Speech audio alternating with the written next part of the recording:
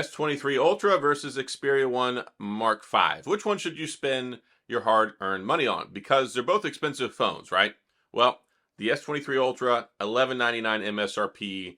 The Xperia 1 Mark V, $1399. And I get asked this question a lot because a lot of folks who buy these phones really care about the cameras.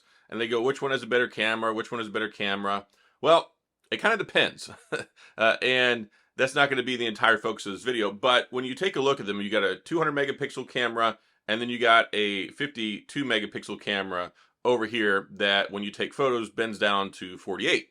So they both take fantastic photos. But there's one thing that's kind of resounding theme in these videos whenever I show off pictures from the phones.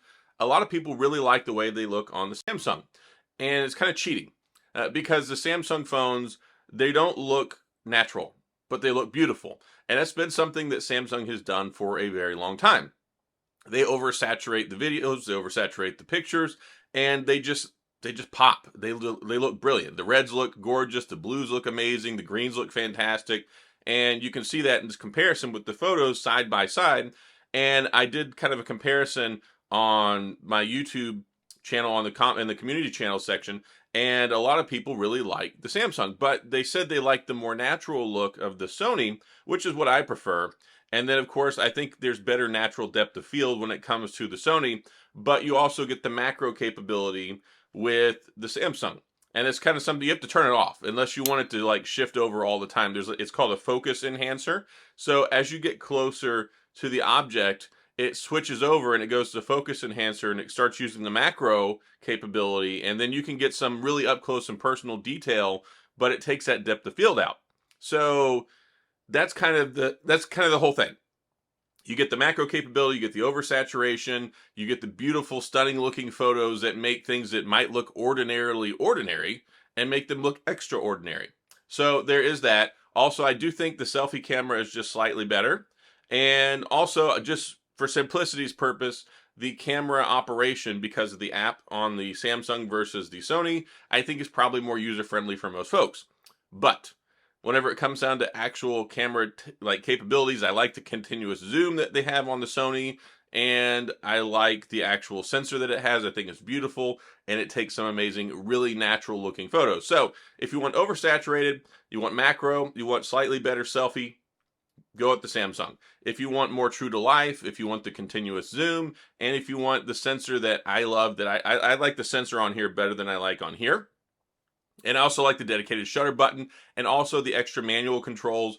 And if you go from the creator aspect, being able to use this as a camera monitor, being able to upload and live stream directly from the phone while you're recording with it to YouTube, there's a lot of different capabilities that the Sony pulls off that the Samsung doesn't. So that's kind of it for the camera comparison stuff. I'll leave it at that. I am not the biggest camera expert in the world. I think most of y'all know that. I just try my best to take good photos. So overall performance, they're about the same, honestly. But there are certain areas where the Samsung does excel, like support. 4 years of operating system updates, 5 years of security patches, 2 years of operating system updates. Well, actually, it's not even 2 years. It's 2 versions. You get 2 operating system update versions. So that could be 2.5 years. It could be just over 2 3/4 years. It depends on how quickly they update. So they both start with Android 13. This one will get Android 15. This one will get Android 17. When you're making a financial investment, and there's a big thing when I make videos on my channel, I really value value. Because a lot of you guys and gals that watch my videos, you're spending your hard-earned money. You're going to use something for a long time. You want to make sure that it's supported. You also get 5 years of security patches versus 3 years of security patches on the Sony. So there's also that. Now, you get a big 6.8-inch screen over here, and you get a 6.5-inch screen over here. You can see one looks like a light version of the other because they're thinner, right? Some folks don't like the thinner profile over here. I do. It's more lightweight. I think it's easier to hold. It's better for one-handed use. I like the dedicated shutter button. I like the 21:9 aspect ratio, which is the cinematic. I like the 4K resolution. But then I think that this is probably just about the best looking screen that you can get for most purposes. Now, I do like this display. I really like the way this looks. It's more natural. The same thing as the camera. You get the oversaturation, the contrast, all that stuff. it looks gorgeous, and most people prefer this screen over this screen. And also, this is an LTPO screen, which means it throttles down and it helps save battery. It's got a variable refresh rate. You can adjust the resolution. You can go from 1440p, which is Quad HD Plus resolution. You can go down to 1080p. There's some more flexibility there, and also it has One UI. So One UI, a lot of people like the operating system up, like basically the way Samsung interprets Android on here versus over here. Sony's much more stock. It very much feels like stock Android. The icons look a little bit different. There are a few Sony things on there, but overall, they both run fantastic. They both have the Snapdragon 8 Generation 2, which is amazing. Battery, amazing this year. The S23 Ultra does have a little bit better battery, even though the battery is the same size. I attribute that to the software features, maybe some throttling going on here and there, and also the variable refresh rate. So you will get a little bit better battery life out of the Samsung, but I'm still getting 7 hours of screen on time on dark mode, 120 hertz out of the Sony. They both last all day, so you're good to go there. Now, one other trick that the Samsung S23 Ultra has up its sleeve is the S Pen. Yes, you have the stylus. There is no stylus in the Sony. So if you like the stylus, this is probably going to help out too. And just kind of food for thought, $13.99, $11.99. So there's that. Also availability, trade-in stuff is a little bit better, and it's a little bit easier to get your hands on a Samsung because you can go into your carrier and you can get one. You don't have to worry about ordering it, pre-ordering it. You can pre-order this from Best Buy. It's not going to be available in the US till the end of July, like July 27th, I think. I've already pre-ordered mine. I got to send this one back to Sony. So there is that. You can't get it yet, especially not in the United States, and there's very few places you can pre-order it from. Not a lot of great ways to finance it. You can go through Sony. You can use like the Affirm financing and stuff like that. And they do take trade-in, but they don't accept the Xperia 1 Mark IV. That was very surprising to me. Like I wanted to try and trade in my Xperia 1 Mark IV, and the option was not available. So maybe even Sony doesn't want back their overheating Xperia 1 Mark IV, which, I mean, that is kind of concerning. Usually you can trade in the previous year's model, but you can't. So there's that.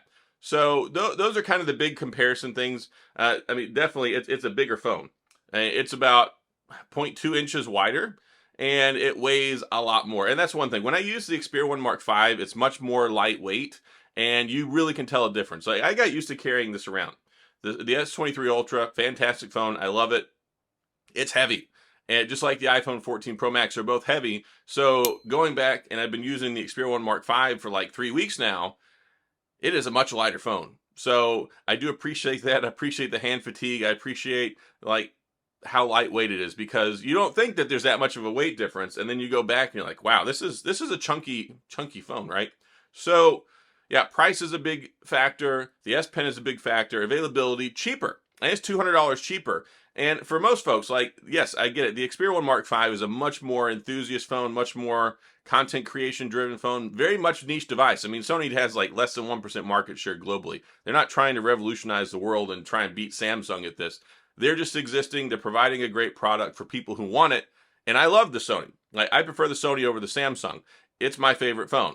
But the S23 Ultra, undeniably, it is the best phone Samsung's ever made. I've been saying this for a while. It's a really good device. Like, there's really not anything that I don't care about in the phone.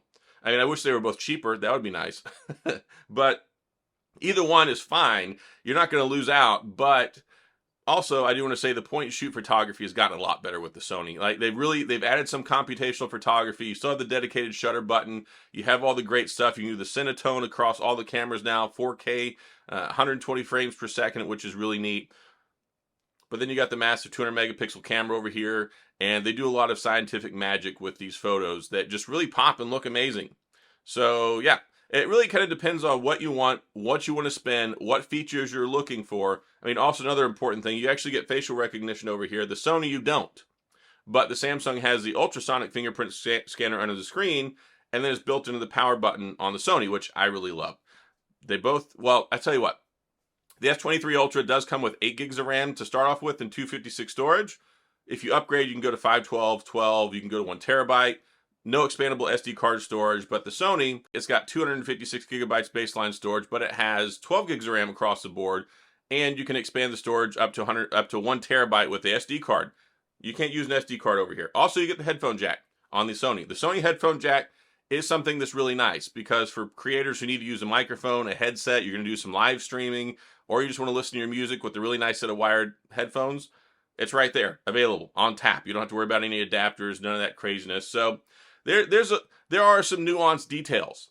So it really depends on what you want, what you're looking for. I don't want to say, oh, go buy this one over this one, because it may not meet your needs. Both of them are great. They're both top of the line. They're both fantastic flagship Android smartphones. But again, $13.99, $11.99, that makes a big difference for a lot of folks, especially when you can walk right in the store and get one. If you don't like it, you can take it back. There's lots of different things that I think are appealing from a financial perspective. And then the S23 Ultra was recently on sale for like $974. That's a lot. I mean, that's a good deal. I mean, that deal's not available now. It was available for like Mother's Day. They had some deals for Memorial Day. They're over now. But there's going to be more deals, because they want to sell these things. They're kind of in a slump right now globally for the smartphone market. Not a lot of people are buying these things. So yeah, Samsung's going to start getting more aggressive with this, especially the Pixel Fold's getting ready to come out. Then we've also got, like, the iPhone will be out in a few months. Then we'll have the new Pixel in a few months. So yeah, the S23 Ultra is going to have a lot of sales opportunities. I don't expect there to be any price drops on this anytime in the near future, especially since you can't even buy it yet. You can only pre-order it. But that's just my food for thought on these phones. I love both of them. You can't really go wrong with either. Just depends on what you're looking for in a phone. So that's all I got. Gonna go ahead and sign off here. If you have any questions or comments, please go to the comment section. I'll do my best to answer them. If you enjoyed the video, if you found this helpful, please hit the like and the subscribe button and the little notification bell if you want updates when new videos come out. And as always, thanks for being here. I appreciate you watching, and I'll see you guys next time.